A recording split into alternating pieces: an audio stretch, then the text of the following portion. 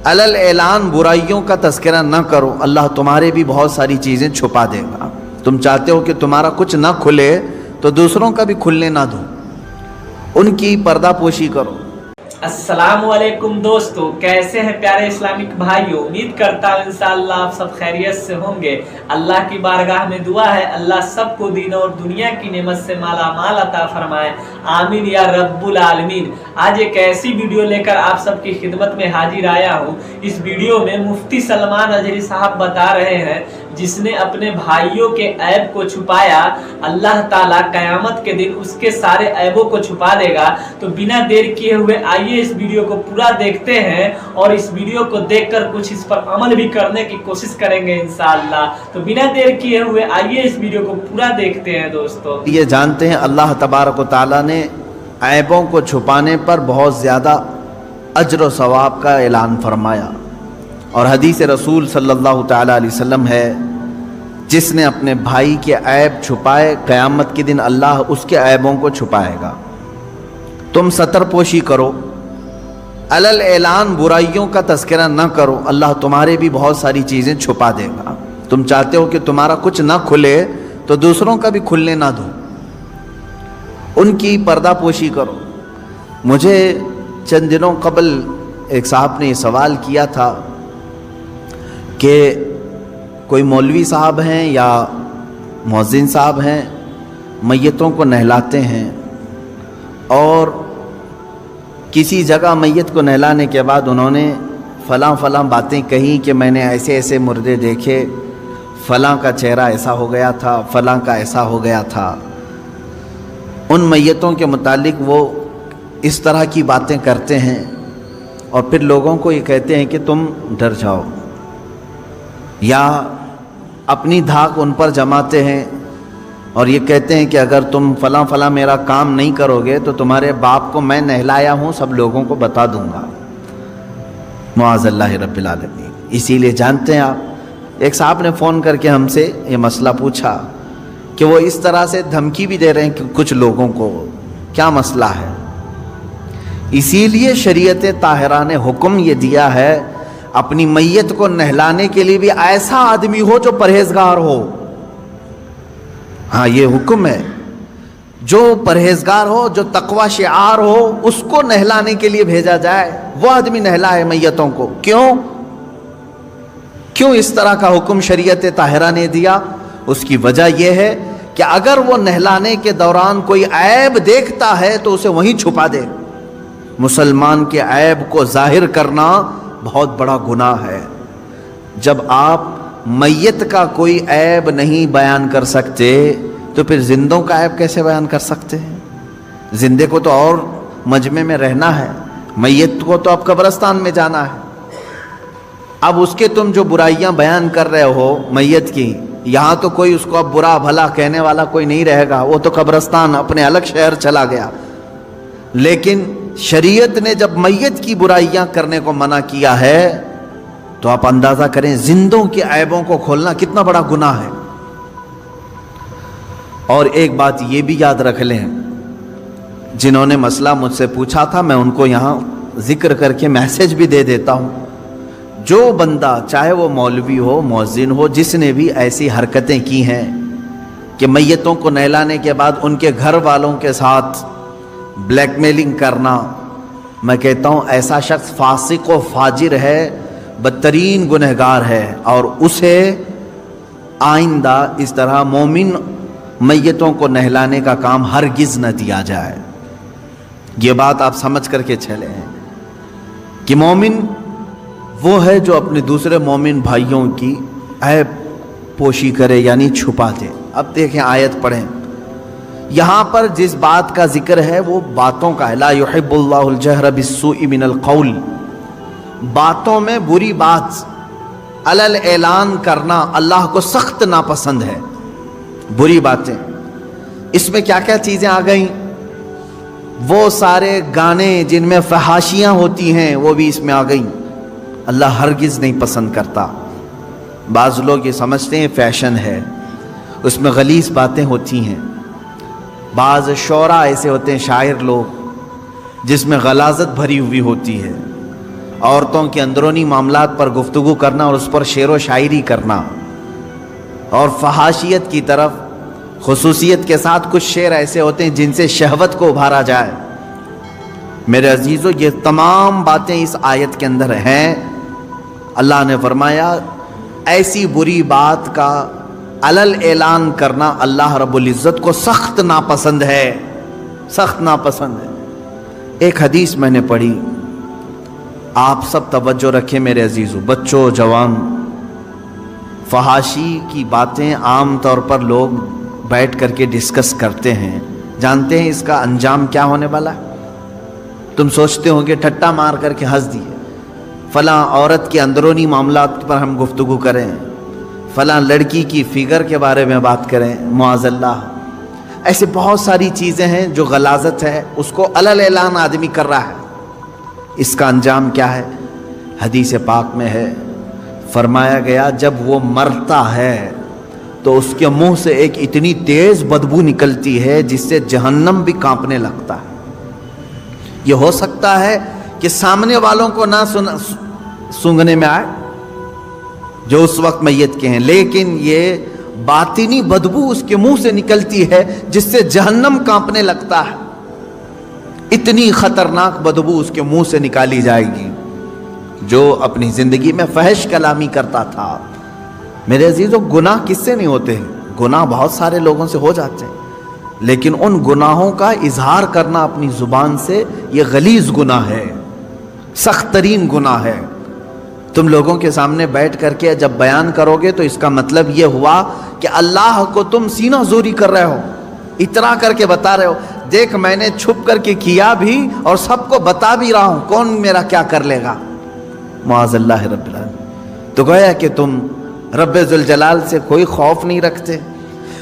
مومن کی شان یہ ہے کہ انجانے میں بھولے میں گناہ ہو گیا تو سر جھکا کر کے چلتا ہے، شرمندگی سے ڈرتا ہے، کہیں میرے مولا کی پکڑ نہ ہو جائے، رات میں مجھ سے ایسے خطا ہو گئی ہے، مجھ سے غلطی ہو گئی ہے، گناہ ہو گیا ہے۔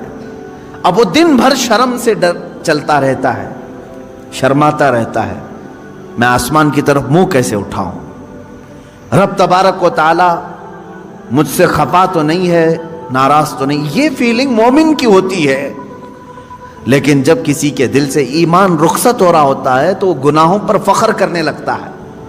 کل رات میں نے جو کیا اچھا ہی کیا، کون سا برا کام کیا، اور پھر 4 لوگوں کو اپنے گناہ پہ گواہ بھی بناتا ہے۔ اس چیز سے، اس حرکت سے ہمیشہ بچتے رہے۔ گناہ کرنا اور ہے، اظہار گناہ اور بڑا گناہ ہے۔ دوسری چیز، فحش کلامی، یعنی مذاق میں بھی ہو، ایسا مذاق کرنا جس میں غلاظتوں کا ذکر آئے، چاہے وہ شہوت کی باتیں ہوں، عورتوں کی باتیں ہوں، مردوں کی باتیں ہوں، اس طرح کی باتیں کرنا جو آپ اپنے ماں باپ کے ساتھ اور اپنے بیٹے بیٹیوں کے ساتھ کرنا مناسب نہیں سمجھتے۔ یہ وہ فحش کلامی ہے جو دوستوں کے ساتھ اکثر لوگ کر جاتے ہیں۔ میرے عزیزو، ایک اس میں سے ایکسیپشن ہے، اس کو فحش نہیں کہیں گے، فحش نہیں۔